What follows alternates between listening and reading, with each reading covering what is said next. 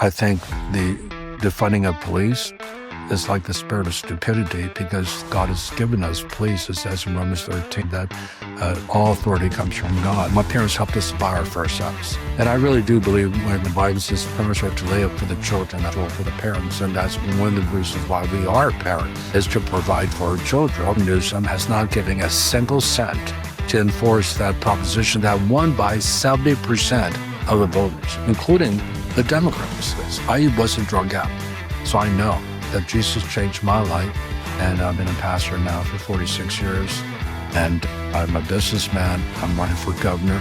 So if that could happen to me, I'm telling you, we could deal with the homeless. Papa Ché, hey, thanks for coming on, and so we can dig deep into your policies and all the issues that are facing Californians. So I'm hearing that your main agenda item is family first. Can you explain to me and unpack that a little bit? What does that mean?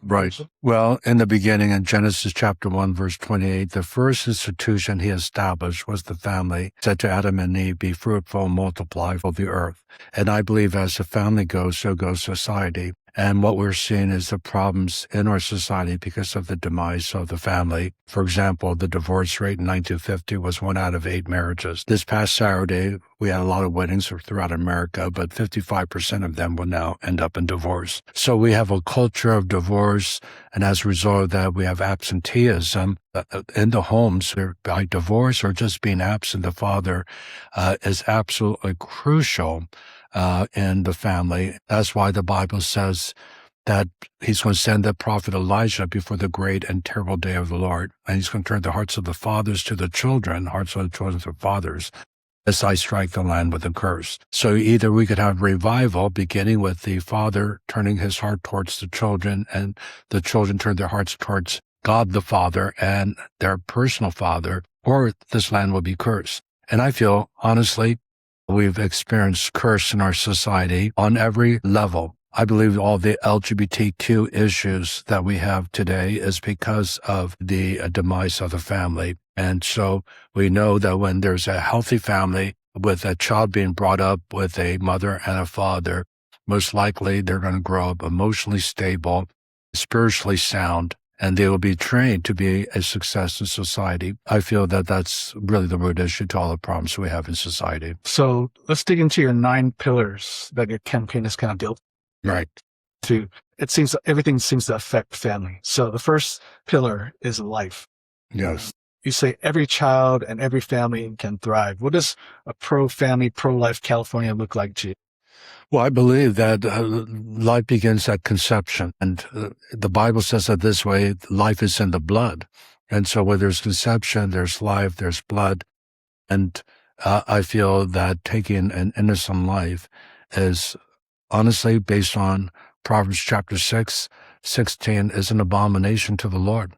It says there's 6 things the Lord hates, 7 which is abomination, 1 that sheds innocent blood. And so it begins with a baby. And I feel the ancient gods of Moloch demanded child sacrifice. And we see how that was an abomination to the people of Israel, and that anyone who would worship Moloch would be stoned. And so that's how severe idolatry was of pagan gods. But today we don't necessarily have these pagan gods, but it's really it's humanism. It's secular humanism, basically saying that it's really interesting. The woman says, it's my body. It begins with the body. And it's almost a counterfeit of when Jesus said, take this bread, this is my body, which is broken for you. So Jesus breaks his body to give, and yet we hold on to our bodies as if it's a right without, obviously every person has a human right, but when another life is involved, there should be the demonstration of deferring, unless it's a mother's health, to defer to that life. Children are a gift from God. And so we need to steward that beautiful gift that God has given to us. And so, there's obviously some of the, I don't say arguments, but some of the people are saying, single moms, they don't have support and all that stuff. So that's obviously part of the decision making too. Yes. So how would your leadership support women, children, and families both before and Well, that's a great question, because what I want to do is I want to have funds provided. Instead of having our tax dollars go into abortion, I like to have those tax dollars used for prenatal care. First of all, just communicating to the teenager, especially those who are poor in general, that we will cover the expense of prenatal care and delivery and postnatal care if you put up that child for adoption. I feel that if they know there's an option and there are funds there, that we will develop more of a culture of life. But unfortunately, a lot of people are ignorant and they just think there's a quick way out. I know it's an inconvenience to carry a baby full term, but I think there's just something, again, of a giving of oneself to another life that is just something that God values. And I'm hoping that we could have funds for even more crisis pregnancy centers to educate a person that there are options. One of the things is just affordability. It's just being able to survive and to thrive as a family, financially, economically. And we live in a state that we pay the highest taxes. With sales tax and state tax combined is the highest in the nation. We pay the highest gas prices, the highest electricity bill, and the highest median price for a home, and the lack of homes. And so it's just really hard for the nuclear family to thrive in that kind of environment. So I feel as a good government would be to lower the taxes, to lower the gas prices, because we import 60% when we have all the crude oil, natural gas here in our state. We just have to be more balanced on our environmental laws. And I'm all for creation care. I feel that we're to steward this planet, but not at the expense of hurting people. And so there has to be a balance, and I have to weigh everything, what's best for we the people, because when you govern, the priority is people. It's not the environment. And so that's secondary. It's important, but it's secondary. So what I want is a win-win situation where we do have clean air, clean water, but the people can afford to live in this state. So you mentioned, I've heard you say this a couple of times, creation care, and I've never heard that statement exactly. Can you unpack that? Right. Well, I believe that God created the earth. And on the day he created, every day he said, it is good. It is good. It's not evil. And he put us in the garden to tend the garden, to care for the garden. And it's a picture of to steward the land, steward the air, steward the water. And that has not changed. And I feel that every true believer in God needs to be cognizant of this truth and to care for this planet. So for me personally, if I see trash on the ground, I pick it up. If I see a trash can nearby, I'm just going to hold to it, then I don't do it. But if I see an end to that trash problem, I'll do my part. We recycle everything. My wife and I have big recyclers. We fill up our tub and then some, because we recycle everything. And we just basically, we have an electric car. Now, a lot of people who are conservative will down me on that, but it's just my way of contributing to clean air. And so I feel I'm setting an example as a pastor of being very conscious of the environment and creation care, but I don't believe in the policies that will end up causing high energy prices that would hurt the average person. Primarily the poor can't afford it. And so right now, we have 35% of Californians in poverty, and this is where I just feel time out. We are the fourth richest economy, and no one should be living in poverty, but we have 35% because of our policies and regulations and taxes that are just really hurting the common person. Great answer. So let's go to pillar number 3, faith. You said faith is a spark that can revive California, not just spiritually, but even culturally. How does your own faith shape your vision for restoring hope, dignity, and the direction of our state? Well, I think faith is absolutely important. I believe that we need to have freedom of religion. When we set up the Constitution, it says the state will not interfere with the free exercise thereof of religion. And I think the freedom of religion really helps us to have values, morals, that really helps us to self-govern. See, I believe in the founding fathers that they wanted a small government and they wanted us to self-govern. And that's why John Adams said, in order for this Constitution to work, we need religion, we need morals. And the more we have prayer, the 10 Commandments, the Bible available for the average person, that's why I'm for bringing prayer back into school. I'm for bringing the 10 Commandments, the Bible, back into school. I believe that we will have the kind of biblical values that the Bible teaches. And which commandment is wrong? Thou shalt not murder, thou shalt not steal, thou shalt not lie, thou shalt not commit adultery. All those things are great values that will build a great society. So I feel that faith is foundational to having a successful, happy, prosperous society. So let's go to pillar number 4, because you already kind of touched on freedom. Many Californians feel their freedoms, economic, educational, even religious freedoms, have been restricted in recent years. What does restoring freedom look like for ordinary families and even business owners in a community? Well, one of the things I want to go back to is economic freedom. When you have finances, you have freedom to do a lot of things. You can start your own business. If you want to buy a house, you could do that. Right now, we're just locked in and we're limited in what we can do. And we can't take advantage of the freedom we have in this great country because of the economics. My parents came here as immigrants. They became citizens, and because they were able to live the American dream, because at that time in the 60s, when they raised me, they invested in a restaurant. My dad was a pastor, but my mom was a businesswoman, and she bought a restaurant. She established a dental laboratory for my dad because he was a tent maker. And instead of working for another dental technician, she said, why don't you have your own? So she started on dental lab. And then they started to buy real estate. And as the homes appreciated, they would sell and buy something else. And at one time, they owned 5 homes in the nation's capital, all of them worth a lot of money. And that gave us the freedom to go to school, college, without a debt. They didn't borrow a single cent from the government or from the school. They paid cash. And they inculcated that into my life. And so we were able to do the same thing when we came to California. My parents helped us to buy our first house. And I really do believe when the Bible says parents are to lay up for the children, not children for the parents. And that's one of the reasons why we are a parent, is to provide for our children. But even at that level, to help them to be successful apart from us as they become parents themselves. And so my parents helped me with our children. We had 4 children here in California. We bought our first house because of their help. But then they also helped me by setting an example for me to start my own business. So I started my own business in 2010 as an S Corp, as a small LLC. But nevertheless, because I am an author, I've written 17 books, all my royalties go there. Because I get honorariums from speaking, all my honorariums go there. And then we started to invest that money into real estate, just like my parents did.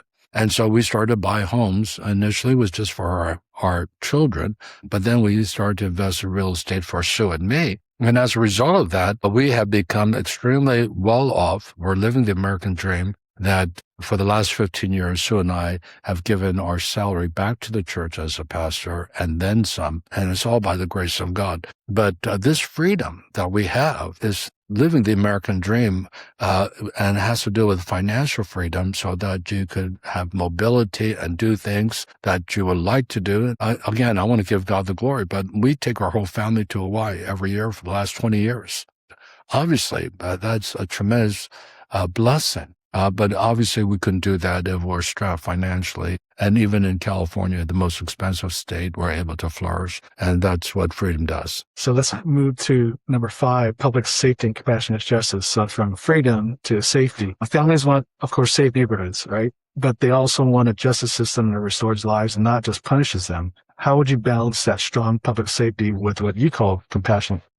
Yes, well, that's a great question, because I do believe that when I swear in the Bible to uphold the state constitution and the U.S. Constitution, one of the commitments I am making is to protect the citizens of California.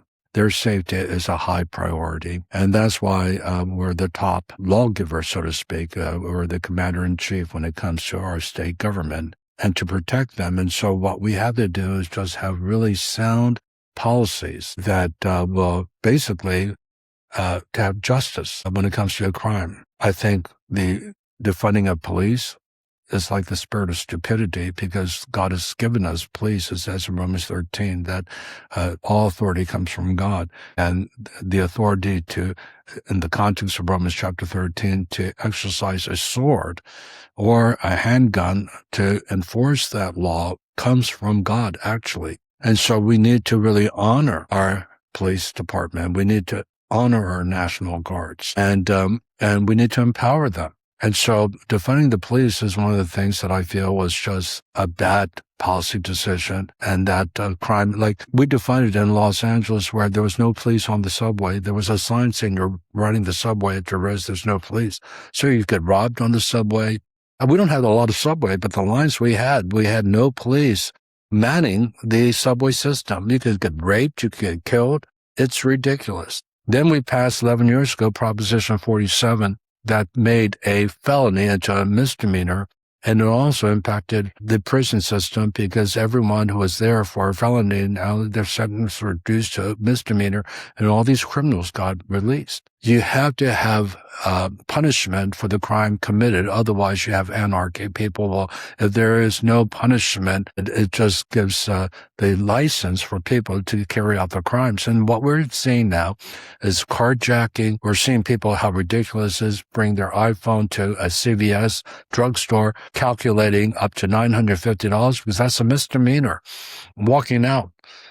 No one's going to arrest them for a misdemeanor because our courts are packed with felony cases and misdemeanor cases. And so what I believe happened is that in 2024 passed Proposition 36 to make those misdemeanors a felony again. But unfortunately, this present administration, talking about Governor Newsom, has not given a single cent to enforce that proposition that won by 70% of the voters, including the Democrats. They just saw the crime rate soar. And as a result of that, they just said, we got to do something about it. So they passed a measure, Prop 36, and I'm going to enforce that law when I'm governor, and I'm going to bring order, and I'm going to open up the prisons that were closed.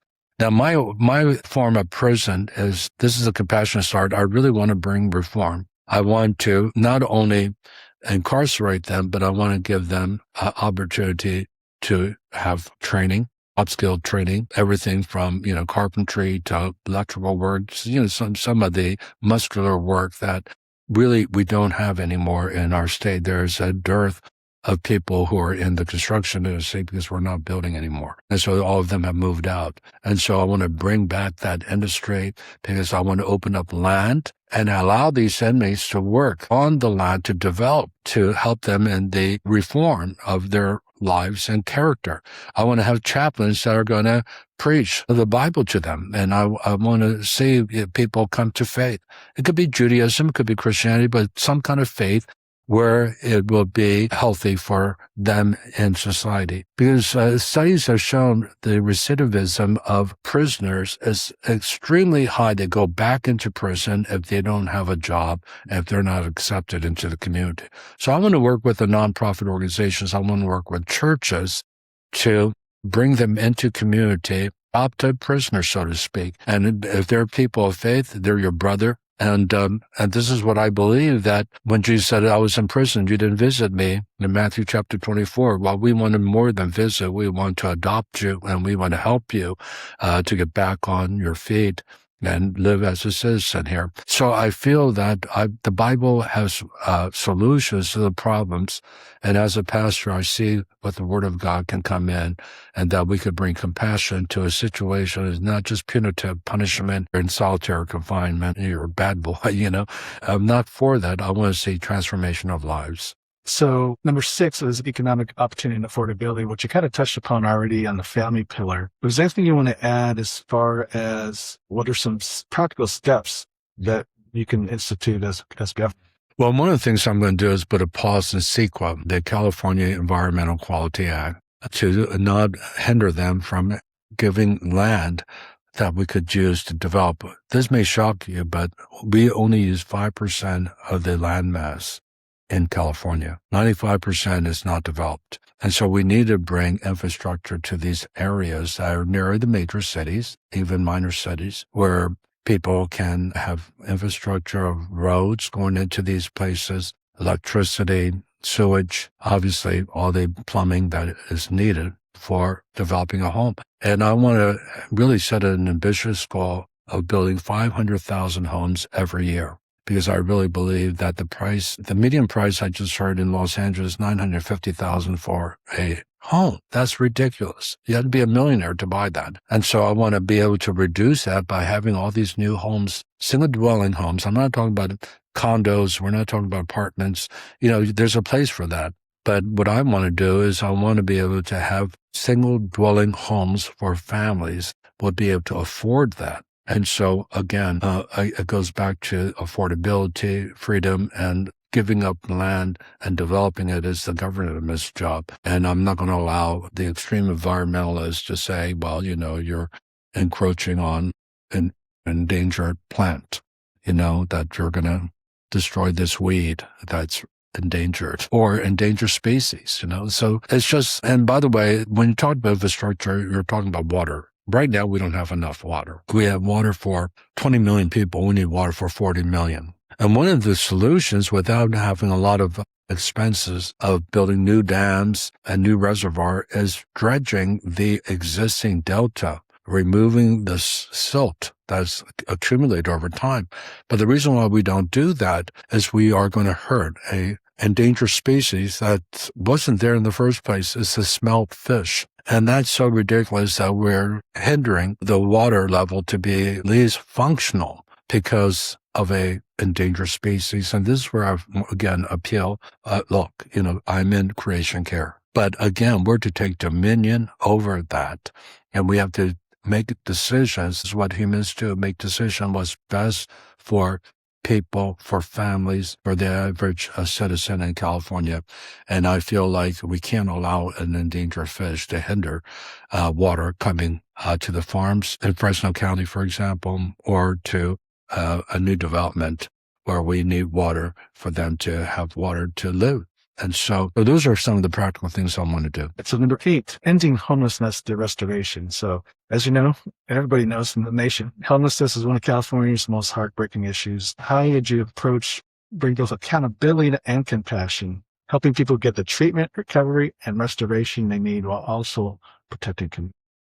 Well, honestly, I want to make it a very small government bylaw. I think it should be primarily in the private sector because the private sector, and especially faith-based private sector, have a great track record of rehabilitating the drug addicts and the alcoholics. 80% of the people on the streets are mentally ill or they're addicts. And I feel that we need to bring treatment to them and give them an option of being treated. The 20% are poor people that really do need help from the government. And I do feel that we need to have some kind of a program where these are people who are not criminals, they're not committing crime, they're not selling drugs, they're not on drugs, they're just poor, that we need to provide some kind of housing until they get back on their feet. A lot of them are unemployed. And so we need to do something as a safety net for the 20%. But the 80%, I'm going to give them an option. Just like in the prison system, they can either, A, go through a